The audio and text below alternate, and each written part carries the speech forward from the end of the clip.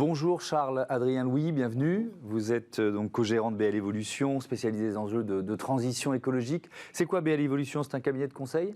Tout à fait, c'est un cabinet de conseil en transition écologique qui accompagne différents types d'acteurs, des entreprises, des collectivités territoriales, des acteurs publics, dans la compréhension des enjeux de transition écologique.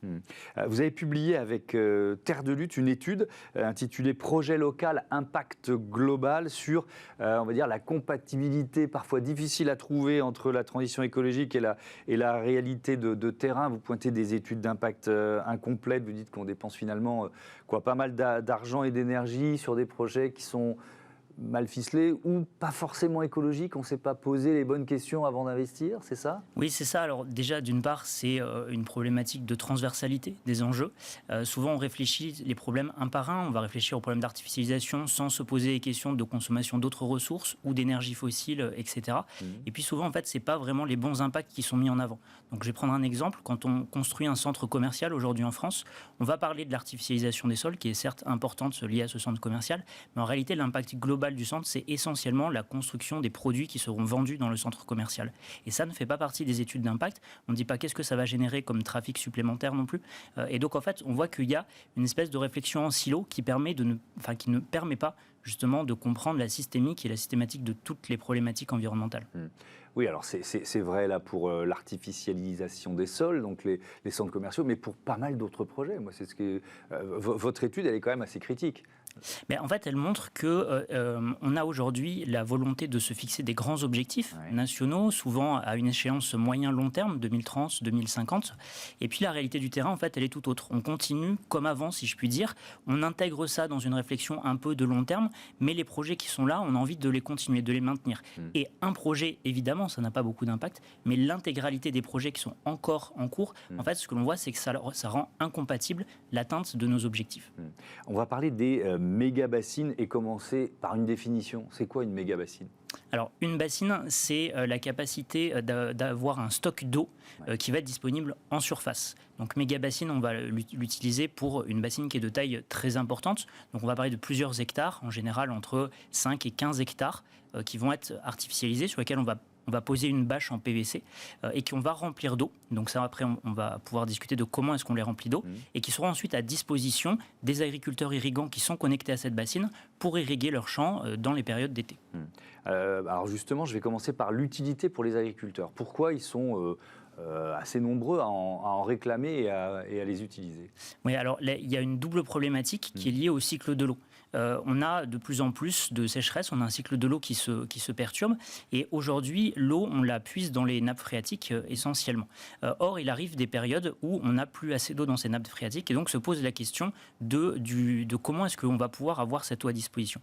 Et la deuxième problématique, c'est que comme on est dans une forme de course à des rendements plus importants, eh ben, on a besoin de cette eau, enfin en tout cas, certains agriculteurs vont utiliser cette eau pour accroître la productivité de leurs exploitations agricoles et produire plus de matière finalement avec autant de surface. Quelles sont les principales critiques qui sont dites par les opposants aux bassines ? Alors, la critique principale, c'est d'une part la perturbation de ce cycle de l'eau. C'est-à-dire que l'eau a un cycle naturel, elle est présente dans les nappes phréatiques, elle va être connectée aux rivières et puis elle va ensuite terminer sa course dans les océans. Là, en fait, le principe de ces bassines, c'est de pomper en hiver de l'eau dans ces nappes phréatiques pour l'avoir à disposition en été.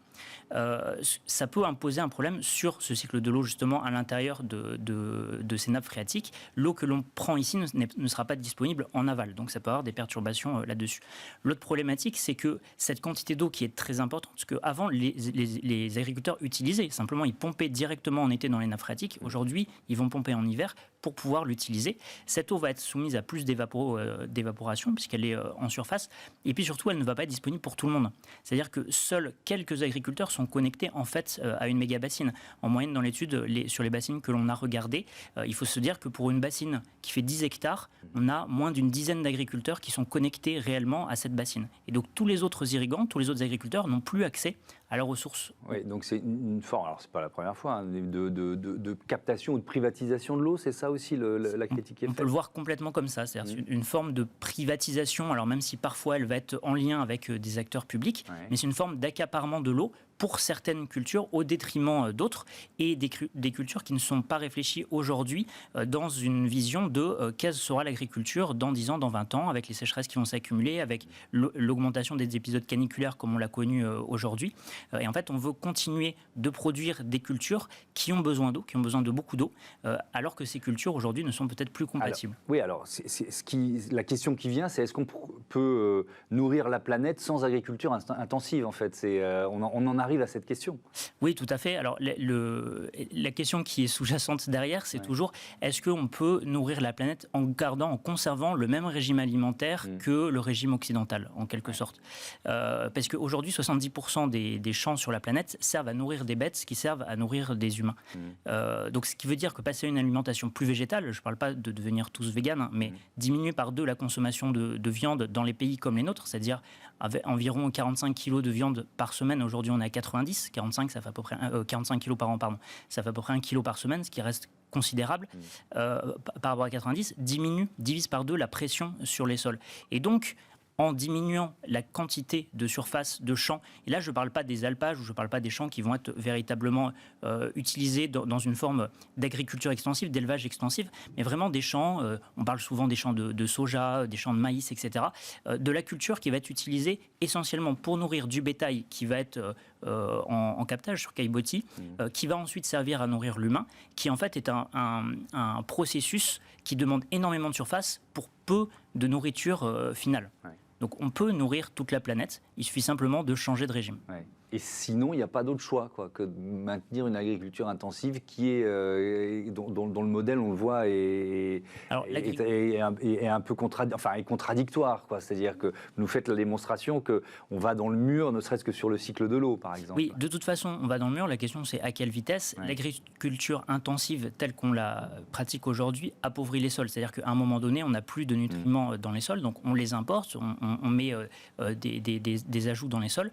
Mais à un moment donné, on va se retrouver avec des sols qui vont se désertifier. Aujourd'hui, quand on voit, quand on prend des images, on projette des images de l'Irak, de ces vallées-là, en fait, c'était la Mésopotamie, c'était là où on a eu le berceau de l'agriculture. C'était des régions qui étaient luxuriantes. Aujourd'hui, elles sont désertiques. Pourquoi ? Parce qu'on a fait de l'agriculture, on a intensifié, on a appauvri les sols jusqu'à ce que ça se transforme en désert. La question, c'est en combien de temps est-ce qu'on va avoir ces mêmes conditions dans nos pays ? La Charente-Maritime, qui est depuis longtemps au cœur des contestations anti-bassines, le département vient de dire oui aux bassines, malgré les manifestations, malgré les recours en justice. Je vais citer la présidente du département, il faut encourager les agriculteurs sans leur mettre des bâtons dans les roues. Qu'est-ce que ça vous inspire ? Mais pour moi, ça m'inspire ça et puis d'autres réflexions. C'est l'absence de volonté de planification, l'absence de compréhension des enjeux et l'absence de réflexion à long terme. Et donc aujourd'hui, c'est sûr, quand on voit l'agriculture telle qu'elle est, quand on voit les problématiques de sécheresse, etc., on se dit c'est une solution qui marche à court terme. On va la mettre, on va construire des méga-bassines. Il y aura de l'eau pour les agriculteurs l'été. Alors du coup, c'est-à-dire qu'il n'y en aura plus pour d'autres personnes.